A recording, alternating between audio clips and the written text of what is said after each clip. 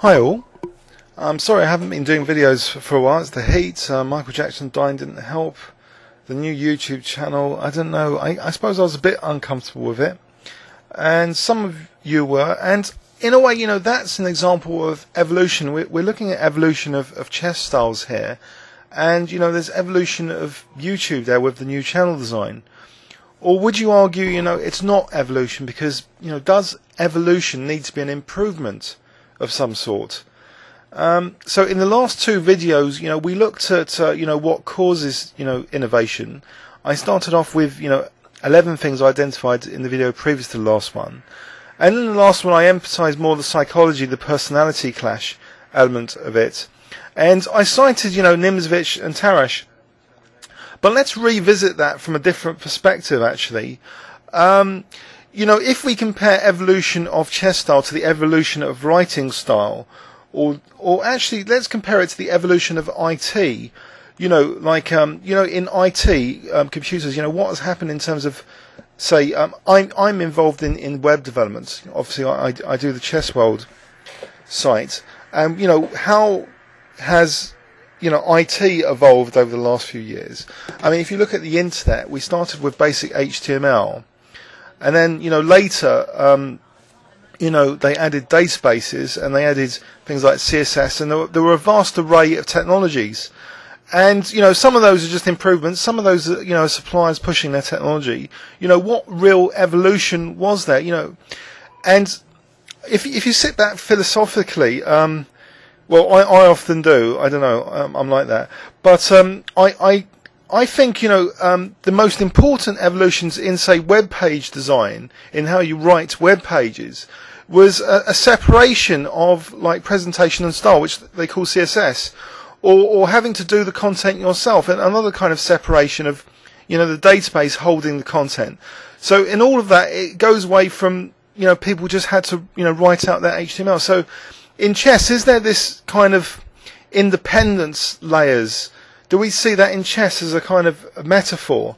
And, you know, maybe, you know, a specific example of that is before the hypermodern revolution, you know, they all believed in occupying the centre. And so, you know, openings like when the French, you know, was played, you know, people just played e5 here and thought, you know, they're occupying the centre. And so maybe, you know, Nimzovich and the hypermodern revolution was reflective of something to basically say you can control the centre, not necessarily by occupying it with pawns. So, you know, he even, you know, played to surprise opponents with moves like, you know, d takes c5, you know, giving up a pawn on d4 and then carrying on to overprotect e5. So he basically said you could control the centre with pieces, you know, piece control.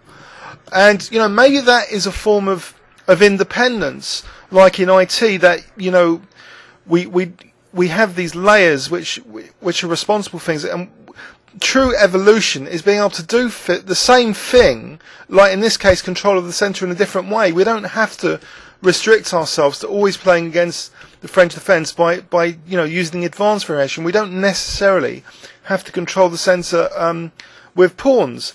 So if we take that as an example of evolution in terms of what I call independence, then, you know, maybe that's a very interesting metaphor which hasn't been brought up explicitly before.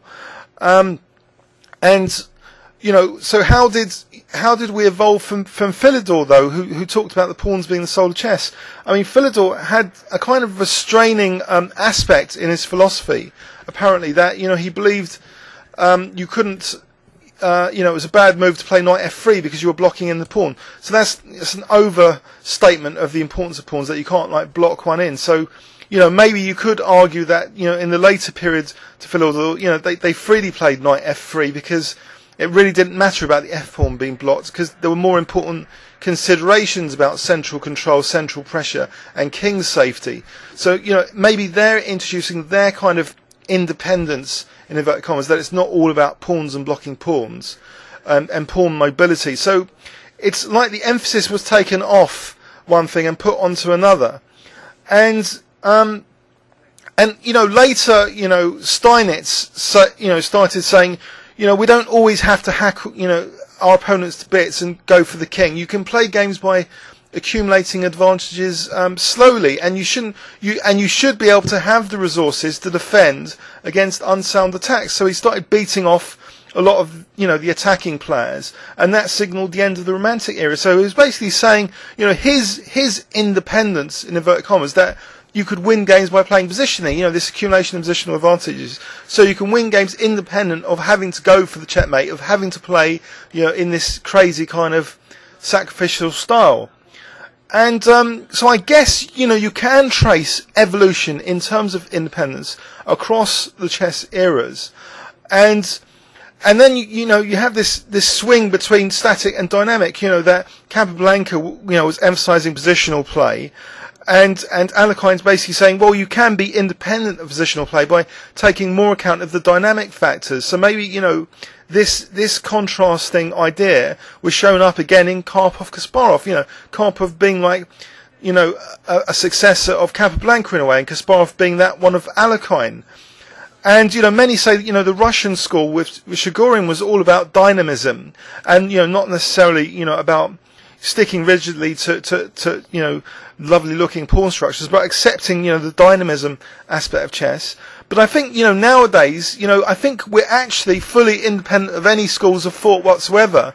If I asked the Kobian, as I say, when I went to Gibraltar, what do you think about all these schools of chess? Nimzovich, Hypermodern theory. He just says you play the best move in the position. So really now, although we sit on the head and shoulders of previous generations, and there are you can play in any position. You just play the position. The requirements of the position. It sounds a kind of logical, common sense approach, but the schools all gave us this accumulated ideas and counter ideas, and really so no rigid rule was really formulated. No real generalizations hold. You just play the position nowadays. So we've reached true independence, I suppose. And a modern clash of two top players, Watson with Agard, Watson saying, there's almost like this rule independence we have nowadays, because especially the impact of computers finding innovations, it's like we're breaking all our rules. We don't have to undermine pawn chains at their base anymore. You can undermine at the head, and all the rules really depend on the practice and what works in practice. And Agard, I think, was saying there's still foundations, positional play. There are rules, so there's this great tension still that exists. So this ideology about independence is interesting to consider from IT and chess, and I just think I've waffled on too much now, but I'm not going to mention Kotov. I don't want to start a major rant about Kotov, but I guess that's it in this view of you can be independent of any plans. You just calculate basically like a computer. If you really wanted to play like Kotov, I suppose that is treating the position on its own merits. But anyway, onto a more concrete thing to discuss. Let's go back to this Labordonnais versus McDonald match, and I noticed some good defensive technique even here in 1834. So we're going to flip the board now, and McDonald won this particular game. But what I want to point out is it's as if an early rule, a classical rule, which GMs and strong players have used, even nowadays. Black really did play this very well. White played G4, thinking he's going to attack Black and just get his king. Maybe he's going to get a great hack attack. But it's great how Black countered this in the centre. He played D5, and this is before Steinitz, so I'm just picking this as another example that they were direct and they really believed, the king was kind of the key thing, not building up positional advantage, because White, really is not justified, usually at least, in playing G4 so early. So basically, Black basically started to outplay White. He got nice dark squares here, especially C5, and he started making use of the pressure on G4 as well, and C3 now. Got into that F4, and look at White's king, it's still in the centre, so there's this nice little tactical idea. So he plays knight takes D5, and according to Rybka, Black's totally winning already. So where is White's attack? White might as well have resigned here, according to Rybka. It's like -3 now, more than 3 units. But black went slightly astray to give white a little bit of a chance. Instead of playing f6, which is the most clinical move, he played queen f8. If we have a look at f6, say queen takes, you know, queen c1, and the king's still in the centre. Now there's f3 as a killing tactic, so attacking the knight. So if the king takes now, then there's check, and you know, black's going to be fine. This is easily parable. Just rook a8. There's nothing. So black anyway missed this, but still had a winning position.